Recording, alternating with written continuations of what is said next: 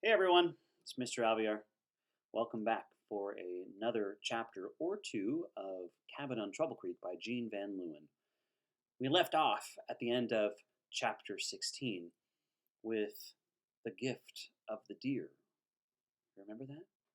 The wolves chased a deer down and around the cabin, and after they caught it, had their fill, they left it for the boys. And now, through this wintry, snowy season, Daniel and Will are are absolutely elated. They have something more to eat than mush and the Johnny cake that they've been eating because they haven't been able to catch rabbit from their traps because of the snow. So here they are, ecstatic that they have this mountain of meat. Remember this mountain of meat. The meat is so big it is a mountain or like a mountain. Remember the figurative language we talked about also? Metaphors and simile, right? If the meat was a mountain, right? If it is a mountain, it's comparing two things that are very different, but the size of the mountain and the amount of meat are enormous, right? So they are each other. They're like it is a mountain of meat. If it was like a mountain, so that was a metaphor. If it was like a mountain, the deer is like a mountain of meat. Then it would be a simile because they are similar. They're like each other, not quite the same, but they are like. It's kind of hard to explain over Zoom. Maybe you already know about similes and metaphors, but it's something that we work on all year long through read alouds. So it's kind of hard to do over Zoom because nobody's talking back to me. Nobody can share another simile or a metaphor, and I guess I could write them down and do it this way, but I just want to read. Okay, let's get to the reading. Chapter 17, Cabin on Trouble Creek by Jean Van Leeuwen.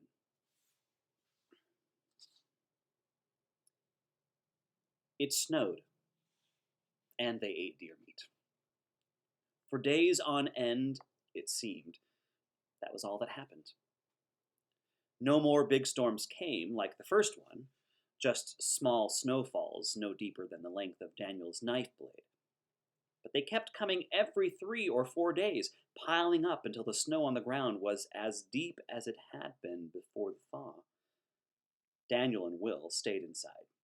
They had no need to go out, not even for water. All they had to do was fill the iron pot with snow and melt it over the fire. They had plenty of meat, so they didn't have to think about resetting the rabbit snares or trying out Daniel's fishing pole. Their supply of firewood was holding up too.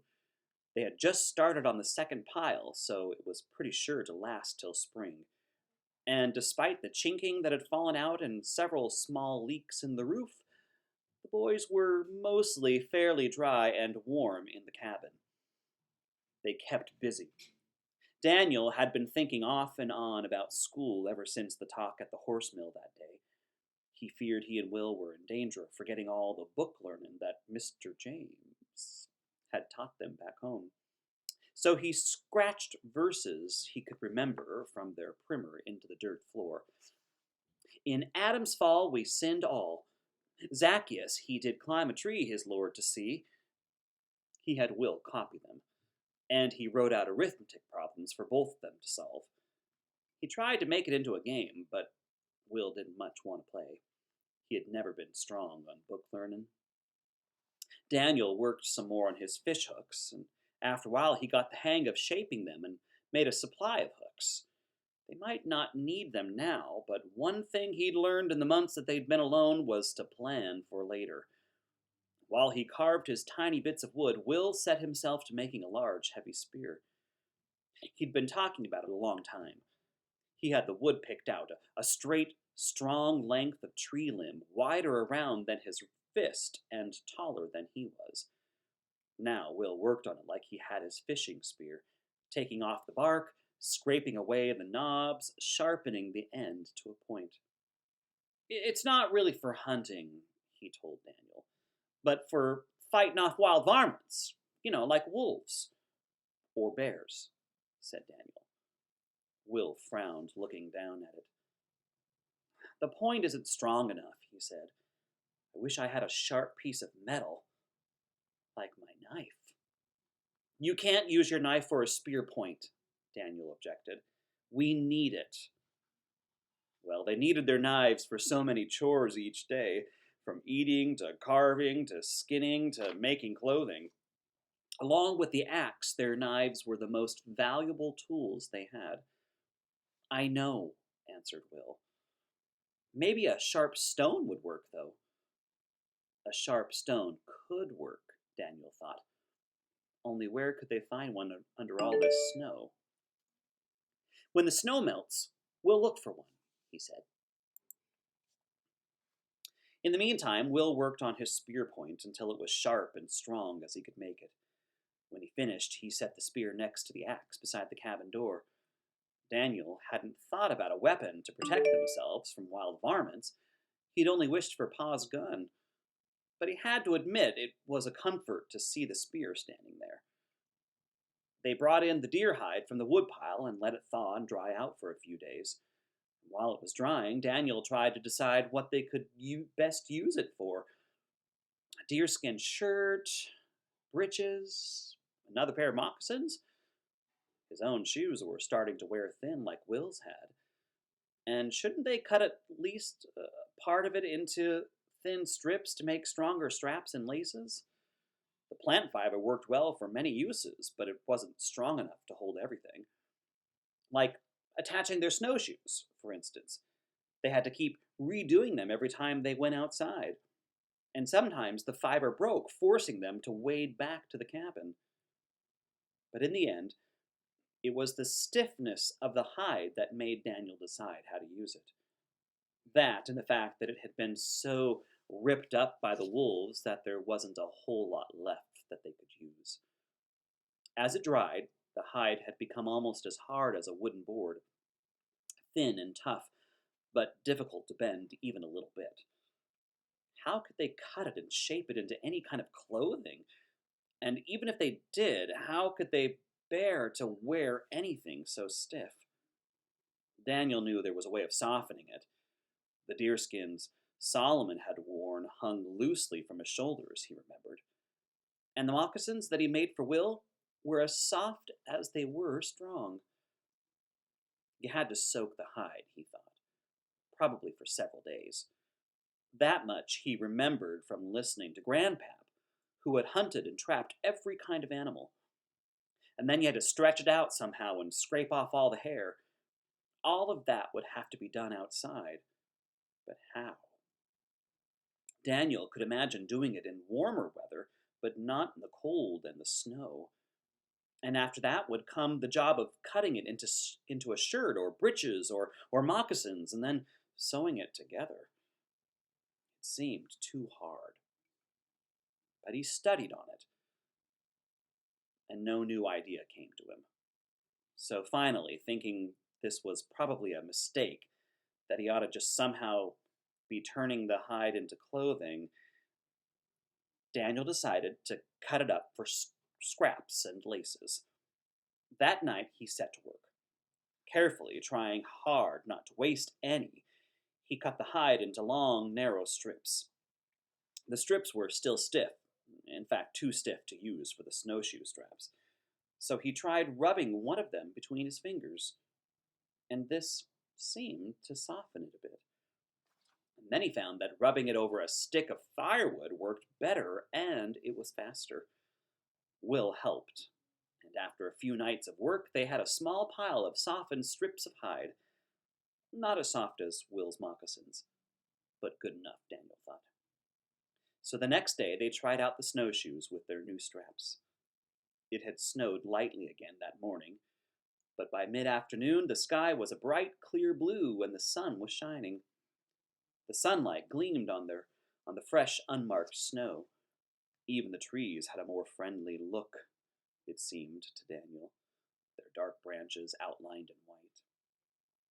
The moment he stepped out onto the snow, he could tell that the new straps were going to work. They stretched with each step that he took, and they didn't break. And they felt comfortable around his ankles. Will thought so too. As soon as they'd brought in a new pile of firewood, he said, "Hey, let's go out to the creek." Walking down to the stream, they checked the thickness of the ice. Then they circled back to search for the rabbit snares, buried deep under the last few snows. They looked for fresh tracks and saw a few rabbit ones here and there, and also a set of larger, rounded prints.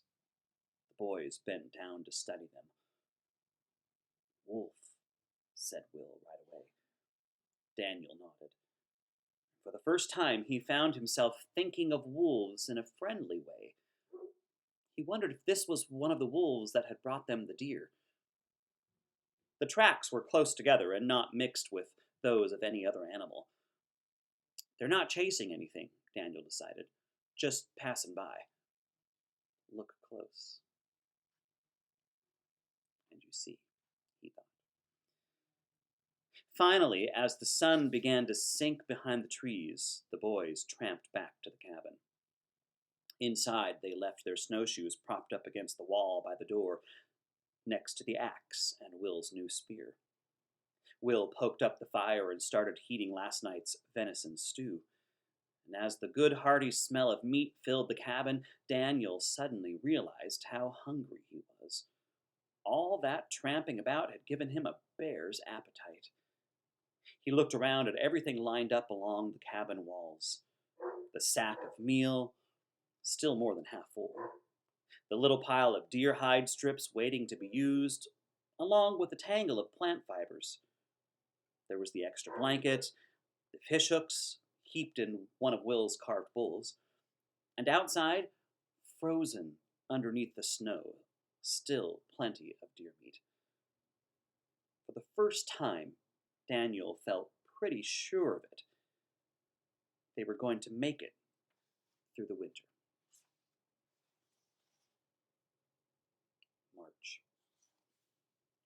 Let's get into chapter 18, shall we?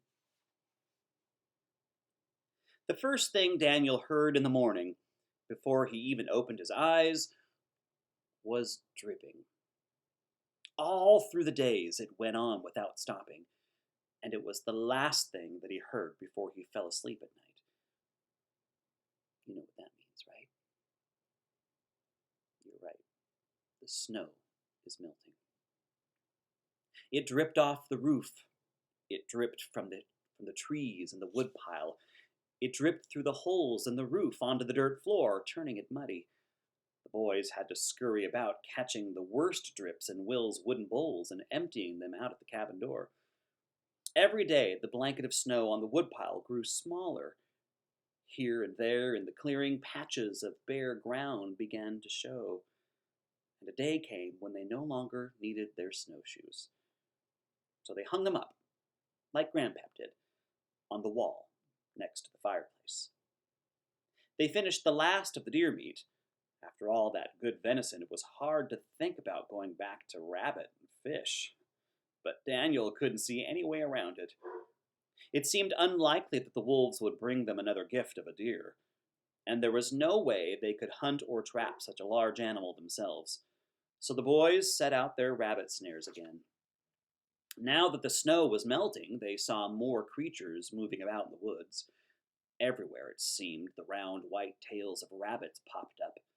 Daniel caught an occasional glimpse of a raccoon and a possum, and once the bright fur of a fox. Squirrels darted on the ground and in the treetops. Birds flitted and pecked. One with a red head kept up a loud drumming on a hollow tree behind the cabin. But it didn't take long to catch their first rabbit and their first fish. Will insisted on taking along his fishing spear as they walked down to the creek one day. "The ice must be melted by now," he said. But it wasn't. It was much thinner, though. Sitting on the wet log that was half in and half out of the water, Daniel found it easy to chop a small hole and let down his hook, baited on the end with a scrap of rabbit meat. Now all he had to do was sit and wait. Will paced restlessly on shore, his eyes to the ground, his spear held ready in his hand. "What are you looking for?" asked Daniel. "I don't know," Will mumbled. "Frog, maybe? Or turtle?" "It's too early," Daniel told him. Back home, it would be late spring before they heard frogs croaking in the nearby pond. "They're still sleeping under the mud," he told Will. Will stubbornly kept looking, though. He wandered downstream while Daniel sat quietly on the log, jiggling his line and every now and then. And all at once, the line jiggled by itself. Startled, Daniel pulled it out of the water, and on the end, caught by his homemade hook, was a small, squirming brown fish. I got one," he called to Will. "Our hook worked." The hook worked perfectly. Daniel caught a second fish, this one a little bigger. Just enough for their dinner, he thought. Only this time the fish had swallowed the hook. When Daniel tried to pull it out, the hook broke, and that was the end of his day of fishing. Didn't really matter, though. He had caught their dinner, and they had a lot more hooks back at the cabin. Will came back from his wandering, his hands empty except for his spear. But he had an excited gleam in his eye. "Tracks!" he exclaimed. "You have to see them, Daniel." So he led Daniel downstream to a place where the melting snow had turned the creek to mud. Kneeling down, they both looked. I think it's a turkey," Will said. The tracks were clear on the muddy bank. A bird, because of the three claw-like toes, and a large one, a very large bird. Daniel remembered the size of the turkeys that he'd seen on the way to the mill, and it sure did look like a turkey track. The two of them studied the tracks for a long time, following them into the woods, just like Solomon would, until they couldn't make out them anymore. "One turkey," said Daniel finally. "There must be one turkey, and it must have strayed away from the rest." A turkey would make a mighty fine meal, if they could catch one. They talked about it as they walked back to the cabin, and later as they ate the fish that Daniel had caught. The fish were crisp and tasty, cooked in the little rabbit grease in the frying pan. But Daniel didn't feel filled up like he had with the deer meat. Next time, he'd have to catch 3 or 4. Will turned quiet after they finished eating. Daniel knew by now that that meant that Will had latched on to something in his mind, and he knew to keep silent while his brother worked on it. Sure enough, in a little while, Will started poking a stick into the dirt floor, drawing something. And after he stopped making marks, Daniel asked, what is it?" Will grinned. "It's a turkey trap," he said. "It would be made out of logs from the woodpile," he explained, "but in a roughly square shape. On one side would be a low opening, just large enough for a turkey to get in. And once inside, Will was pretty sure it wouldn't be smart enough to figure out how to get out." "Well, what's going to make it go into the trap?" asked Daniel. "We'll lay down a bit of Johnny cake," Will said. Daniel wasn't sure the turkey wouldn't find its way out. But, as with the snowshoes, it seemed worth a try. All they could lose was some cornmeal, and they had plenty of that. They set the trap nearby, building up the logs almost like they had when they put up the cabin. And like the cabin door, they left an opening on one side, just large enough for the turkey to get in, but low to the ground. Then they sprinkled crumbs of Johnny cake from the edge of the woods all the way into the trap. And once again, Daniel thought of Pa. Even he might not have thought of this kind of trap. "It could work," he said. Will seemed sure of it. "It will," he said confidently. "You'll see." He couldn't wait to check the trap the next morning. While Daniel was cooking up their breakfast of mush, Will hurried outside, and when he came back, he looked dejected. "No turkey," he told Daniel, "and no Johnny cake either. The birds or the squirrels must have eaten it." They hadn't counted on that. Still, Daniel couldn't think of anything else they could use for bait. "We're just going to have to keep trying," he said. So every day they laid down a new trail, and every morning when Will went to check, he found no turkey and no Johnny cake. "Maybe we should just give up," Daniel said after several days went by. "All we're doing is feeding the birds and wasting our meal. Most likely the turkey's long gone by now." They hadn't seen any more tracks when they went down to the creek lately. Will frowned. He never liked to give up on anything. "Just one more day," he said. "All right," Daniel agreed. He was picking out a new hook for fishing when he heard something outside. A strange noise, somewhere between a yelp and a cluck. "What's that?" he asked. Will didn't bother to answer. He was already out the cabin door, racing toward the turkey trap. And before Daniel could follow, he heard Will shouting, "We got it!" The turkey had no notion of how to get out of that trap. Will had been right about that. It paced around, squawking and gobbling indignantly. Daniel felt sorry for it. At the same time, he was noticing how much bigger it was than the chickens back home, and how much meat it would provide them. It seemed like one creature always had to die, so another could live, he thought. They waited until the turkey wore itself out, and then they threw a blanket over it and dragged it to a nearby stump. And just like Pa did with the chickens, Daniel chopped off its head with the axe. And for the next few days, the boys ate turkey. All they ate was turkey. They had it roasted over the fire and then cooked up into a stew. Even the bones boiled in water made a delicious soup. It made Daniel think of Ma and the soups that she made, filled with vegetables and sweet herbs from her garden.